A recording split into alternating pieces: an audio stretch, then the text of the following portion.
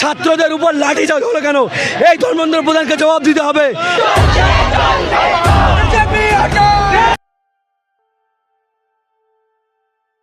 हमको नहीं चाहिए ऐसा मिनिस्टर जो ऐसा है कि जिसको स्पेलिंग तक नहीं आता है।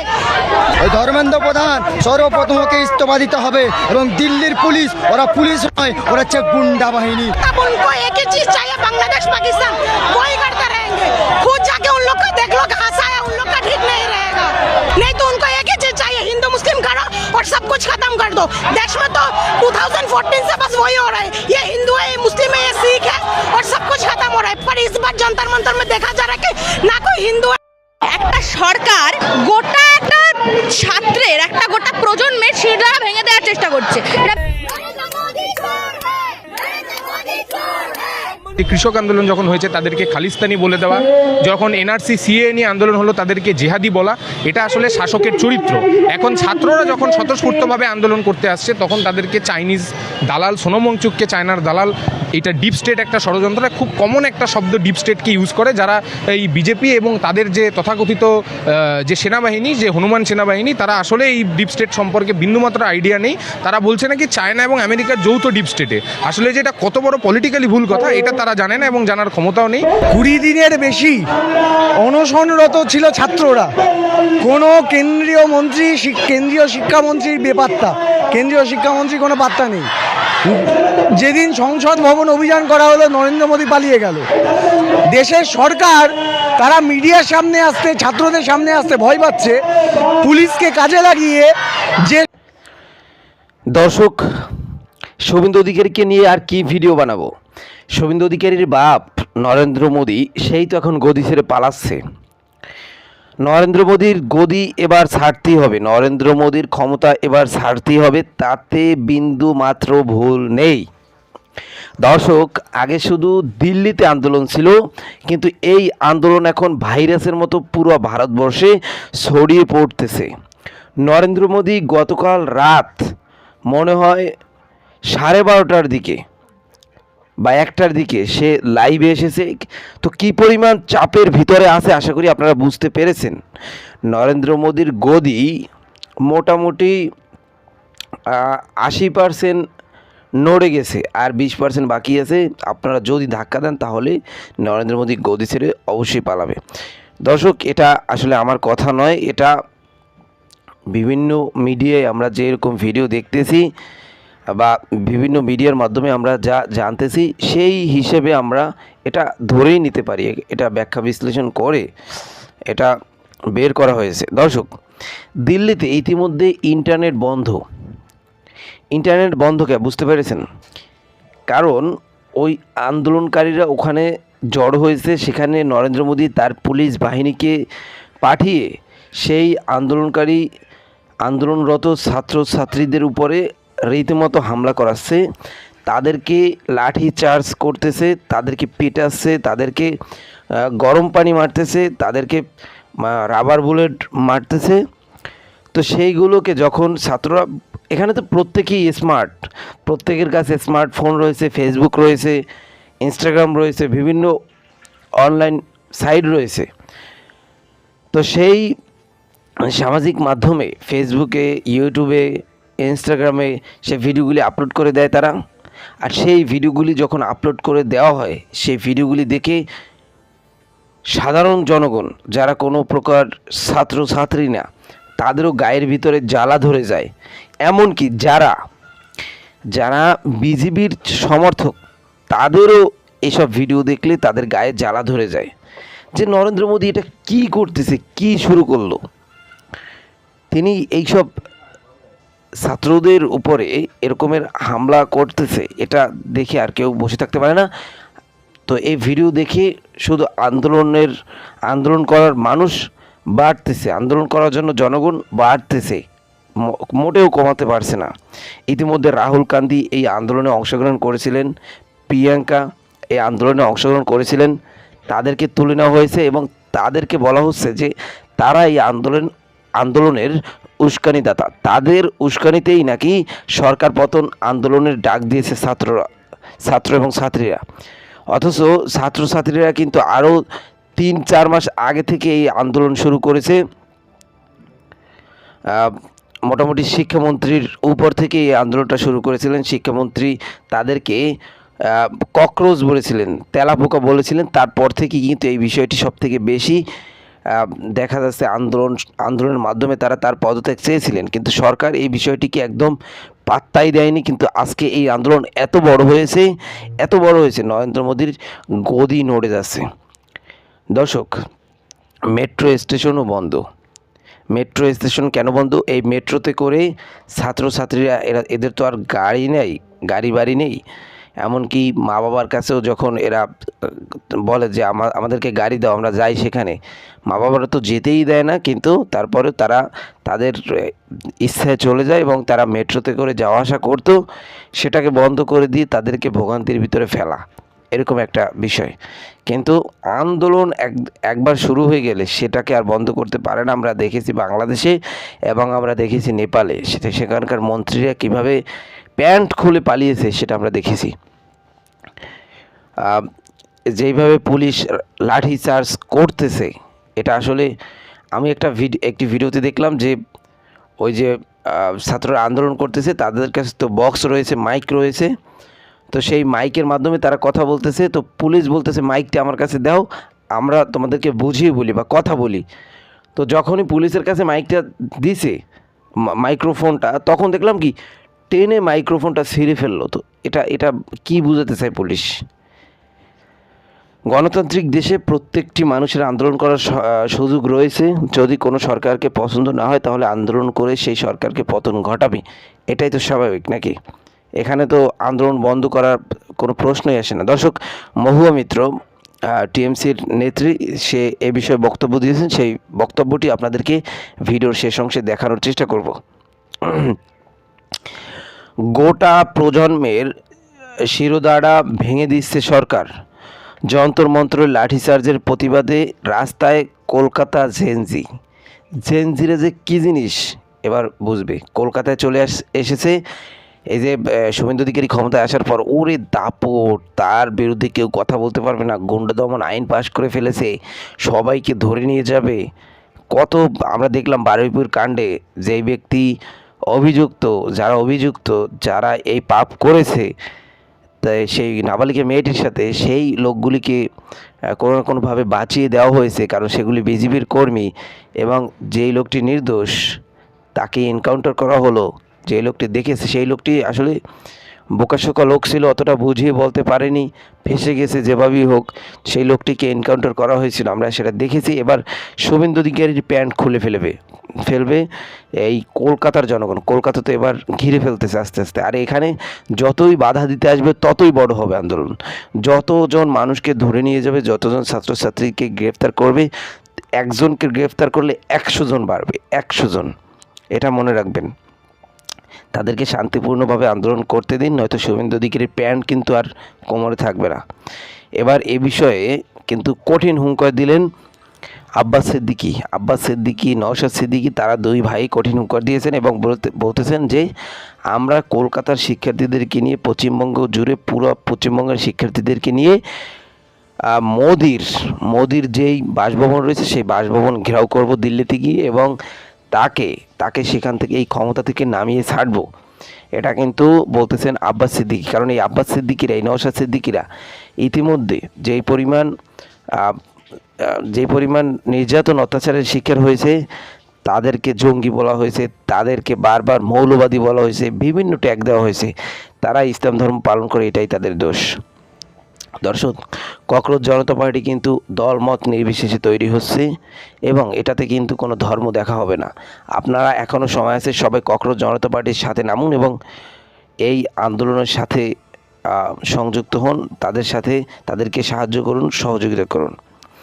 দর্শক, অন্যদিকে দেখলাম স্বপ্না ভাদুরীর উপর হামলা, এ নিয়ে এখন মোটামুটি পশ্চিমবঙ্গ, ওই যে নরেন্দ্র মোদীর যে পতনের যে ডাক বা আন্দোলন করতে ছাত্ররা, সেই বিষয়টিকে ঢাকার জন্য বড় এই কলকাতার দেখলাম বড় বড় মিডিয়াগুলি, সেগুলি স্বপ্না ভাদুরীর উপর হামলা কেন সেই বিষয়ে নিউজ করতেছে। তো এটা আসলে নিউজ করার মতো না, কারণ এই মহিলা আগে টিএমসির পক্ষে কথা বলতো। মানে যখন যেখানে ভালো টাকা পয়সার সিস্টেম থাকে বা ভালো সুবিধা পায় তখন তার পক্ষেই কথা বলে। এই মহিলা দেখলাম একবার হুজুরদের মঞ্চে উঠে খুব ভালো ভালো বক্তব্য দিচ্ছে, আল্লাহর নামে নারায় তাকবীর দিন, এই সেই অনেক কিছু। পরে দেখলাম আবার সেই শুভেন্দু দাদা দাদা দাদা দাদা করতেছে। তো আমার মনে হয় এর উপর যে হামলাটা করছে এরা টিএমসি বা এরাই করেছে, কারণ এতদিন তুই আমার সাথে ছিলি, আমাদের সাথে ছিলি, এখন কিভাবে ওই বিজেপির সাথে আবার লাফায়। এইসব ফালতু মহিলা বা এইগুলো মূর্খ মহিলা, এইসব মূর্খ টুর্খ এগুলো নিয়ে আলোচনা না করাই ভালো। এটা দেখলাম আবার মেইন স্ট্রিম মিডিয়াগুলি এগুলো একদম পুরো হেডলাইন দিয়ে খুব মানে প্রথম সারিতে আনার চেষ্টা করতেছে স্বপ্না ভাদুরীর উপরে হামলা হয়েছে। এটা আসলে তেমন কোনো নিউজ করার মতো জিনিস না। দর্শক, দিল্লির আন্দোলনে কলকাঠি নাড়ছে জামাত, এটা বড় একটি মানে মিডিয়া তারা এরকম হেডলাইন দিয়ে খবর ছাড়তেছে। দিল্লির আন্দোলনে কলকাঠি নাড়ছে জামাত, বাংলাদেশের জামাত। দিল্লি কোথায় আন্দোলন হচ্ছে সেখানে জামাতের কী হাত, আর জামাতের এত পাওয়ার, তারা দিল্লিটাকে মানে দখল করার চেষ্টা করবে। জামাত তো বাংলাদেশেই ক্ষমতায় যেতে পারেনি, তারা তো বিএনপির সাথেই ক্ষমতায় যেতে পারেনি, তো কীভাবে তারা আসলে দিল্লিটাকে দখল করবে সেটা ওই মিডিয়ার যেই খবরটি বানাচ্ছে উনি হয়তোবা জানেন। কংগ্রেস অফিসে হামলা, বিজেপি অফিস ঘেরাও করতে গিয়ে পুলিশের সঙ্গে দুমদুমার কংগ্রেসের অফিসে হামলা করে আর কি কংগ্রেসের অফিস ভাঙতে চেয়েছিল কিংবা কংগ্রেসের আর কি ক্ষতি করতে চেয়েছিল, কিন্তু কংগ্রেসের গায়ে তো এখন জ্বালা, কারণ রাহুল গান্ধীকে, প্রিয়াঙ্কা গান্ধীকে ধরে ফেলেছে বা মোদি গ্রেফতার করেছে, আর তাদেরকে কীভাবে টেনে হিঁচড়ে নিছে সেটা আমরা দেখেছি। তো কংগ্রেসের কর্মীদের তো এখন পুরো শরীরে জ্বালা, তারা এখন তো যাকে পাবে সামনে তাকেই একদম খেয়ে ফেলবে। এসব বিজেপি টিজেপি গোনার টাইম নেই এখন তাদের কাছে। এই কংগ্রেসের অফিস দখল করতে গিয়েছে, সেখানে উল্টো বিজেপির অফিস দখল করে সেখানে তারা ভাঙচুর করেছে। এটা খুবই ভালো লাগছে, এরকম ক্ষমতা দেখাতে হবে, নয়তো এই বিজেপির সাথে আসলে পেরে ওঠা খুবই মানে কষ্টকর। অন্যদিকে বাংলাদেশি অনেক আলেমরা তাদের ধর্মীয় যে সভা রয়েছে সেসব সবাই আলোচনা করতেছে যে তেলাপোকার ভয় এবার মোদি পালাচ্ছে, ছাত্রদের তোপের মুখে মোদি। এটা বাংলাদেশেও এটা নিয়ে আলোচনা হচ্ছে, সমালোচনা হচ্ছে। তো দর্শক, যা বলার বলবেন কমেন্ট বক্সে। আপনাদের জন্য কয়েকটি ভিডিও আমি রেখেছি, সেই ভিডিওগুলি আপনাদেরকে দেখে যাওয়া উচিত। চলেন আমরা একসাথে সেই ভিডিওগুলি দেখি। যদি আমাদের চ্যানেলটিকে এখনও সাবস্ক্রাইব না করে থাকেন, পরবর্তী ভিডিও দেখার জন্য অবশ্যই আমাদের চ্যানেলটিকে সাবস্ক্রাইব করে রাখবেন। নমস্কার, আমি তৃণমূল কংগ্রেসের কৃষ্ণনগরের সাংসদ মহুয়া মৈত্র। আজকে সারা দিল্লি মনে হচ্ছে সিটি আন্ডার সিজ, মনে হচ্ছে এটা একটা রণক্ষেত্র। সব জায়গায় পুলিশ, সব জায়গায় ব্যারিকেড। মধ্য দিল্লি, সেন্ট্রাল দিল্লির 16টা মেট্রো স্টেশন বন্ধ করে দিয়েছে, সব জায়গায় দিল্লি পুলিশ। এবং ইন্টারনেট নেই, সব ইন্টারনেট পরিষেবা বন্ধ, কোনো হোয়াটসঅ্যাপ, কোনো মেসেজ কিচ্ছু পাঠানো যাচ্ছে না। আমি এখন বাড়ি এসে ওয়াইফাইতে কানেক্ট করে এই মেসেজটা আপলোড করছি। কিসের ভয়? যে সরকারের ভয়, যেই পড়ুয়ারা, যেই বাচ্চারা যন্তর মন্তরে এবং দিল্লির পথে ঘাটে নেমেছে তাদের ভয়। 3 দিন আগে দিল্লির পুলিশ কিভাবে এই কম বয়সী 16, 17, 18, 19, 20 বছরের বাচ্চাদের ডান্ডা দিয়ে, লাঠির মধ্যে নেলস, পেরেক ঢোকানো লাঠি দিয়ে কিরকম মারলো আপনারা দেখলেন। ভাড়াটে গুন্ডা, বিনা ইউনিফর্ম আছে তো তাতে নেম ট্যাগ নেই, সারাদিন ধরে 8-10 ঘন্টা ধরে কাঁদুনি গ্যাস দিয়ে এরা এই পড়ুয়াদের ওপরে অ্যাটাকটা চালালো। এবার ওরা চাইছে যে সংসদের ভেতরে জনপ্রতিনিধিদের সাথে একটা ডিল করার জন্য। বারবার খবর পাঠাচ্ছে যে একটা আলোচনার জন্য আমরা তৈরি। আমরা পরিষ্কার বলে দিয়েছি যে ভারতবর্ষের রাস্তায় তরুণ প্রজন্ম যেটা চাইছে, আমরা ভারতবর্ষের সংসদে জনপ্রতিনিধিরা একই জিনিস চাইছি, সেটা হচ্ছে শিক্ষামন্ত্রী ধর্মেন্দ্র প্রধানের পদত্যাগ। প্রথমে পদত্যাগ, প্রথমে অ্যাকাউন্টেবিলিটি, তারপর কথা। Without resignation nothing is possible. আর বাংলার যেই 20টি গদ্দার বেইমান এমপি যারা আজকে এনডিএ বিজেপির সাথে হাত মিলিয়ে নরেন্দ্র মোদীকে তাদের অভিভাবক মনে করছেন তারা আজকে চোরের মতো মুখ লুকিয়েছিল। তারা আজকে কিন্তু আমরা প্রদর্শনী করলাম, আমরা প্রোটেস্ট করলাম, সবাই মিলে রাস্তায় ঘাটে ভারতবর্ষের বাচ্চারা যেটা চায় আমরাও সেটা বললাম যে ইস্তিফা চাই। অথচ এই 20 জন এমপি যারা তৃণমূল কংগ্রেসের সিম্বলে নির্বাচিত হয়েছে, এখন তারা মানুষের ভোটের সাথে গদ্দারি করে তারা মুখ লুকিয়ে চুপচাপ। তাদের অবস্থানটা কি? তারা কি চায়? তারা বিচার চায়? তারা বাংলার মাটিতে ফিরবে যখন, তখন মানুষ জিজ্ঞাসা করবে যে আপনারা কাদের হয়ে লড়েছিলেন? কাদের হয়ে লড়েছিলেন আপনারা? আপনারা কি নরেন্দ্র মোদীর সাথে? আপনারা বিজেপির সাথে? আপনারা কি নিট কেলেঙ্কারিতে টু শব্দ করে প্রতিবাদ করতে পারবেন না? পারবে না, তারা এখন পারবে না, কারণ বিজেপি তাদের কিনে নিয়েছে, তাদের সাইলেন্সটা কিনে নিয়েছে। এই হচ্ছে ডিল, এই হচ্ছে আন্ডারস্ট্যান্ডিং, যে যখন কোনো মানুষের ইস্যু আসে তখন কোনো প্রতিবাদ না, তখন চুপ করে থাকো। কিন্তু আমরা যারা আসল তৃণমূল কংগ্রেস, আমরা ছাত্রদের উপর লাঠিচার্জ হলো কেন? এই ধর্মেন্দ্র প্রধানকে জবাব দিতে হবে।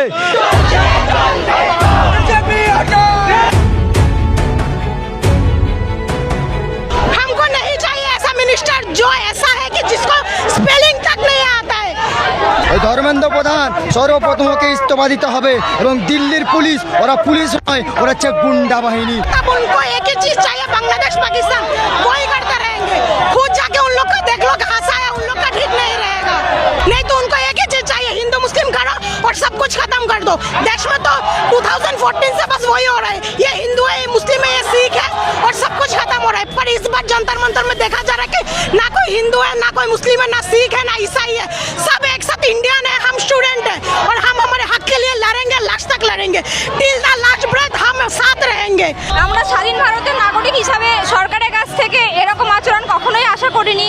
এটা আমাদের দুর্ভাগ্য যে 2026 সালে এসেও আমাদের এরকম একটা দৃশ্য দেখতে হচ্ছে। যে বর্তমান যে শিক্ষামন্ত্রী একজন বিখ্যাত করাপশন করছেন, সেই ব্যক্তিকে যদি এখনো পর্যন্ত শিক্ষামন্ত্রী হিসাবে রাখা হয়, আশা করছি দেশের শিক্ষা ব্যবস্থা পুরোপুরি ধ্বংস হয়ে যাবে। যখন নেটের পেপার ফাঁস হয়েছিল, আলোচনা করা হয়েছিল, এর জবাবটা কে দেবে? যে বলতে ইস্তফা দেবো না, কোনো আলোচনা নেই। যেই ছাত্রদের উপর বর্বরভাবে হামলা হয়েছে, অন্যায়ভাবে তাদের উপর লাঠিচার্জ করা হয়েছে, কিসের জন্য? তারা ন্যায্য অধিকার, ন্যায়ের দাবিতে তারা রাজপথে নেমেছে। আগামী দিনে চোখে চোখ রেখে লড়াই হবে, এটা আমরা ছাত্র, আমরাও পারি, এটাকে বুঝিয়ে দিতে পারবো। ऐसा मिनिस्टर हमको नहीं चाहिए जो खुद अनपढ़ का बाहर हो। দিল্লির রাজধানীতে কার্যত উত্তাল পরিস্থিতি। নিজের প্রশ্ন ফাঁসকে কেন্দ্র করে একের পর এক জায়গায় চলছে প্রতিবাদ। জান্তার মান্তারে এখনো পর্যন্ত কিন্তু প্রতিবাদ চলছে এবং সেই জায়গা থেকে ছাত্রছাত্রীরা বা যারা আন্দোলনকারীরা রয়েছেন তারা বলছেন ধর্মেন্দ্র প্রধানের ইস্তফা চাই, কারণ ধর্মেন্দ্র প্রধানের আমলেই একের পর এক প্রশ্ন ফাঁস ঘটতে দেখা গেছে। সেই নিয়ে প্রতিবাদ করছে কলকাতার মাটিতেও কিন্তু সেই প্রতিবাদের আজ এসে পড়েছে আলিয়া বিশ্ববিদ্যালয়ের পড়ুয়ারা। তারা এখানে আজকে প্রতিবাদে নেমেছেন এবং সেইখান থেকে তারাও বার্তা রাখছেন যে ধর্মেন্দ্র প্রধানের ইস্তফা দিতে হবে এবং নিট সহ একাধিক পরীক্ষায় যাতে প্রশ্নপত্র ফাঁস না হয় সেই দিকেও নজর রাখতে হবে। এবং শোনাবো এই মিছিল থেকে ঠিক কি বলছেন পড়ুয়ারা। उन लोग मानने के टाइम ये भूल गए कि उन लोग के घर में भी बीवी बच्चे हैं, उन लोग के भी बहन है। गर्ल्स को ऐसे मारना ही नहीं चाहिए था उन लोग को। हमको नहीं चाहिए ऐसा मिनिस्टर जो ऐसा है कि जिसको स्पेलिंग तक नहीं आता है, वो स्टेट का स्पेलिंग नहीं लिख पा रहे हो, वो हमारा फ्यूचर डिसाइड करेगा। जिसको खुद का स्पेलिंग नहीं आ रहा है, जो चैट जीपीटी से जाके प्रॉम्प्ट उठाकर लगा देते हैं, वो हमारा फ्यूचर डिसाइड करेगा। ऐसा मिनिस्टर हमको नहीं चाहिए जो खुद अनपढ़ का बाहर हो। अनएडुकेटेड मिनिस्टर हमको नहीं चाहिए, हमको एडुकेटेड चाहिए जो हमारा फ्यूचर डिसाइड कर पाए। ऐसे अनपढ़ गवारों को हटाओ और हमारा फ्यूचर बचाओ। ऐसा रहेगा तो हमारा फ्यूचर ऐसे ही खराब हो जाएगा, हमारा नेक्स्ट जनरेशन को कुछ नहीं रहेगा और ज्यादा खराब होगा उन लोग का फ्यूचर। ऐसा मिनिस्ट्री हमको नहीं चाहिए।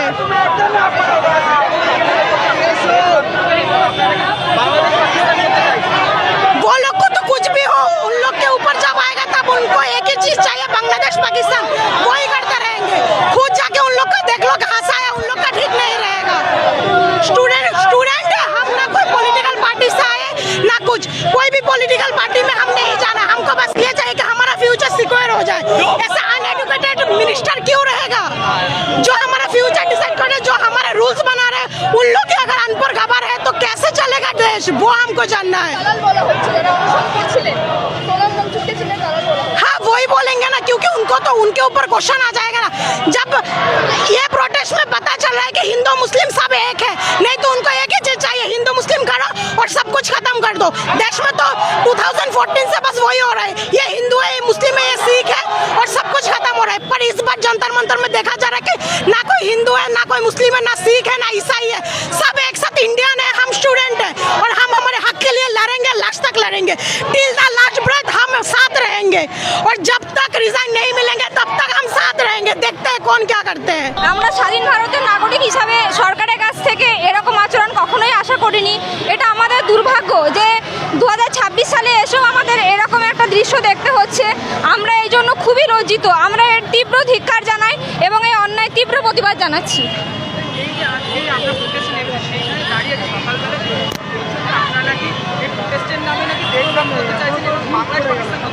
মোটেও না, এটা একদমই মিস ইনফরমেশন।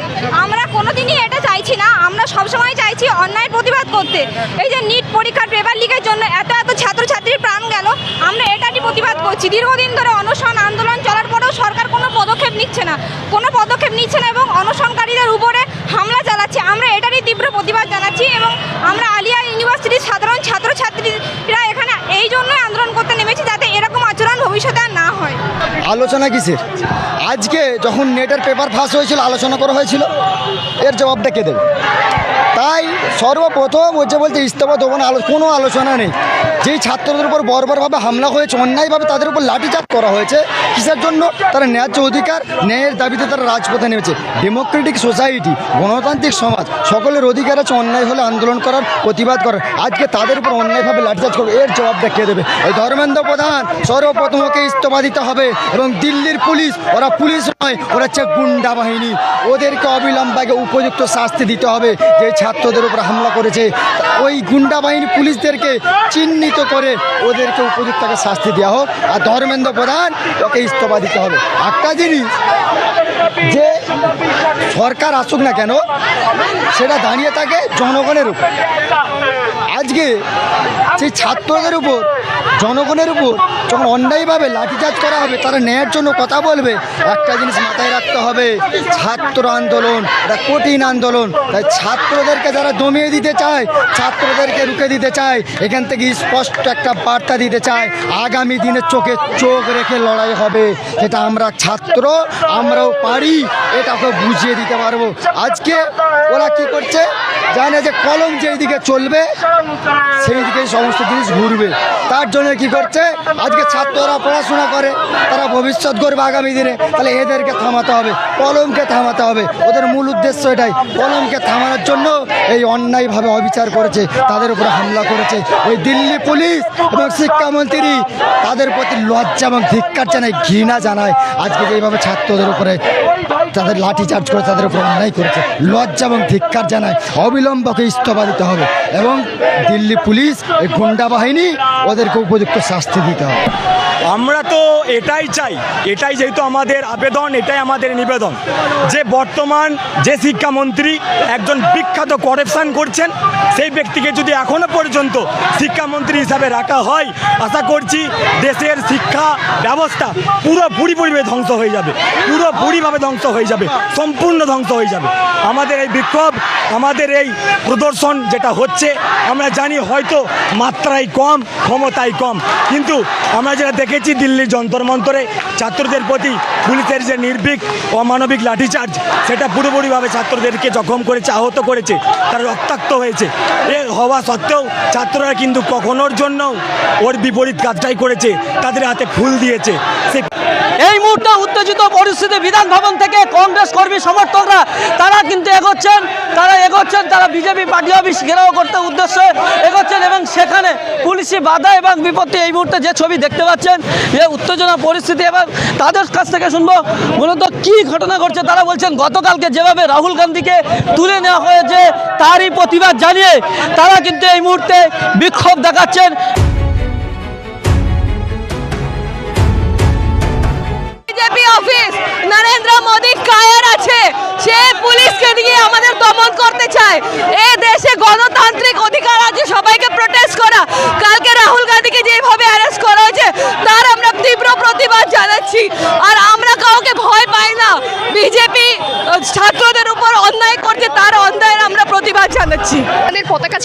হচ্ছে এবং সাথে সাথে বলা হচ্ছে যে চোর চোর। এগুলো কোনো প্রয়োজন নেই, আমরা পুলিশকে জানিয়েছি, তারা অ্যাকশন নিক। এগুলো কোনো প্রয়োজনই নেই, এগুলো গুন্ডাগিরি চলছে। বিজেপি দপ্তরে যে সংস্কৃতি নষ্ট করার শ্রমিক ভট্টাচার্য, যিনি টিভিতে ভালো ভালো কথা বলেন যে বিজেপির এটা কালচার নয়, এনারা কি নিদর্শন রাখলেন আজকে? যে কেন্দ্রীয় অফিস, যেখানে যে অফিস আমাদের মন্দির মসজিদ গির্জা, সেই অফিসে যে হামলা, এটা শ্রমিক ভট্টাচার্যকে ক্ষমা চাইতে হবে এবং বিজেপির প্রেসিডেন্টকে ক্ষমা চাইতে হবে এই বাংলার সংস্কৃতি নষ্ট করার জন্য। যে রাজনৈতিক সংস্কৃতি এতকাল ঠিক ছিল, সেই রাজনৈতিক সংস্কৃতি এই বিজেপি শেষ করলো। কি হয়েছে আপনার? আজকে রাহুল গান্ধীর উপর অমানসিক অত্যাচার হয়েছে, গণতন্ত্রের উপর হামলা হচ্ছে, ছাত্রদেরকে মারছে, আর এই বিজেপি আমাদের পার্টি অফিস ঘেরাও করতে আসছে। লজ্জা হয় না? ধিক্কার। লোকতন্ত্রের উপর হামলা হচ্ছে, গণতন্ত্রকে গলা চেপে মেরে দেওয়া হচ্ছে। আইন, এই গুন্ডা দমন আইনের নামে বাঘ দমন আইনে নেমে পড়েছে। কেন? এই উত্তরের জন্য আজকে এই প্রতিবাদে রাস্তায়। কেন আমার নেতা রাহুল গান্ধী, প্রিয়াঙ্কা গান্ধীকে এইভাবে হেনস্থা করা হবে? ওরা তো শান্তিপূর্ণ ধর্নায় বসেছিল। কারণ আজকে দেশের যুব সমাজ খাতরে মেয়ে, তার জন্য আমাদের লড়াই। আমাদের লড়াই এই যুব, আমাদের লড়াই ছাত্রদের জন্য, আমাদের লড়াই আপামর জনসাধারণের জন্য, ন্যায় এবং অধিকারের লড়াই।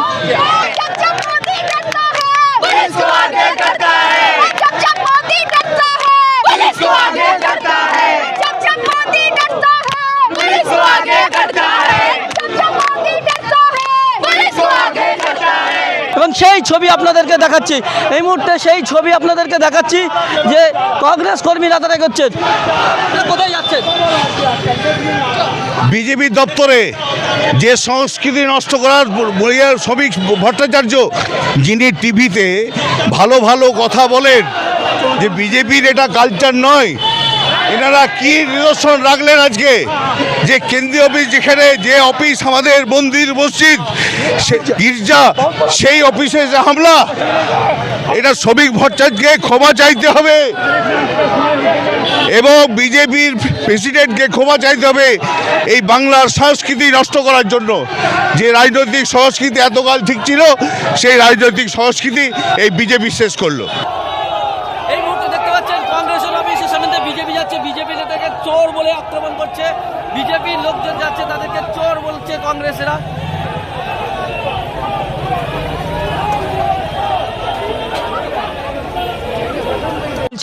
গতকালকে পুলিশ একেবারে টানা হেঁচড়া করে বিরোধী দলনেতা রাহুল গান্ধীকে নিয়ে গেছিলেন। আপনারা প্রতিবাদ করছেন, পুলিশ বিজেপিরা জয় শ্রীরাম স্লোগান দিতে দিতে গেছে। কোথায় যাচ্ছেন আপনারা? দেখুন, যত দূর যেতে হয় তত দূর কংগ্রেস, ছাত্র পরিষদ এবং যুব কংগ্রেসের সমস্ত সৈনিকরা যাবে। যতক্ষণ না ধর্মেন্দ্র প্রধান ইস্তফা না দিচ্ছেন, ততক্ষণ অব্দি এই লড়াই চালিয়ে যাওয়া হবে। ওরা এসেছিল আমাদের এই অফিসে ভাঙচুর চালাতে, তাদেরকে আটকানো হয়েছে। পাল্টা আমরা তাদের সামনে অবশ্যই সংবিধান মেনে এবং পুরোপুরি অহিংস মতে প্রোটেস্ট করতে আমরা তাদের অফিসের সামনে যাচ্ছি, যাতে তারা হুঁশে ফেরে এবং বুঝতে পারে তাদের সন্তানদেরও কিন্তু ভবিষ্যৎ আজকে এই সরকার শেষ করে দিচ্ছে। আজকে বিজেপি কর্মকর্তা বলুন, ওদের কর্মী বলুন, প্রদেশ কংগ্রেস অফিসের সামনে এসে বিক্ষোভ দেখাচ্ছে। দিল্লিতে 21শে জুলাইয়ের বিকল্প একটা 20শে জুলাই করে দিল, ছাত্রদের ওপরে হামলা করলো, ছাত্রদেরকে মারলো, কাদানা গ্যাস, টিয়ার গ্যাস থেকে শুরু করে নেই লাঠি চালিয়ে। তার প্রতিবাদ দেশের বিরোধী দলনেতা পার্লামেন্টে আলোচনা চাইলো, পার্লামেন্টে আলোচনা দিল না, আলোচনা করলো না। তাহলে বিরোধী দলনেতা কি করবে? প্রধানমন্ত্রীর বাসভবনে গিয়ে বসবে। প্রধানমন্ত্রীর বাসভবনে গিয়ে প্রতিবাদ করতে গেলে, জবাব চাইতে গেলে, সেখানে তাকে পাজাকোলা করে পুলিশ ধরে নিয়ে যাচ্ছে দেশের বিরোধী দলনেতা। এবার বলুন যাবে কোথায়? দেশের ছাত্র যুবর হয়ে বলবে কে? একমাত্র রাহুল গান্ধী। এই জায়গায় দাঁড়িয়ে অনেকে বলছেন যে কেন্দ্রীয় মন্ত্রী জিতেন্দ্র সিং কথা বলতে চেয়েছিলেন, কিন্তু বিরোধী দলনেতা না করে দিয়েছে। কার সঙ্গে কথা বলতে চাইছিলেন? যে ছেলেগুলো আন্দোলন করছে দীর্ঘদিন ধরে, কংগ্রেস আন্দোলন করছে দীর্ঘদিন ধরে, যে শিক্ষামন্ত্রী অপদার্থ, শিক্ষামন্ত্রী ব্যর্থ, পেপার লিকের দায়িত্ব নিয়ে ধর্মেন্দ্র প্রধানের পদত্যাগ করা উচিত, এই একটাই দাবি। নরেন্দ্র মোদী উচিত ছিল ধর্মেন্দ্র প্রধানের ইস্তফা করিয়ে দেওয়া, দেখবেন ছাত্র সমাজ ঠান্ডা হয়ে গেছে।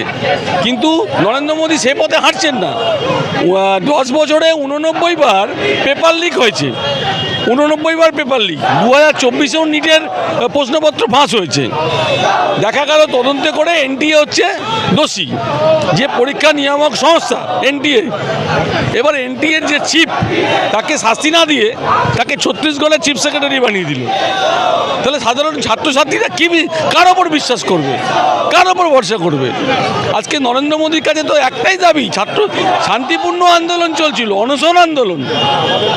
সোনম ওয়াংচুজি তাদেরকে সমর্থন করতে এসেছিলেন, 17 দিন 18 দিন অনশন করছিলেন, তাকে দেশদ্রোহী বলছে। আজকে দেশে হচ্ছেটা কি? আর দেশের সাধারণ মানুষ আজকে বুঝতে পারছে কার হাতে দেশের রাজ্যপাট দিয়েছে। আজকে যত শীঘ্র সম্ভব এখন তো নরেন্দ্র মোদীর পদত্যাগ চাইছে সবাই।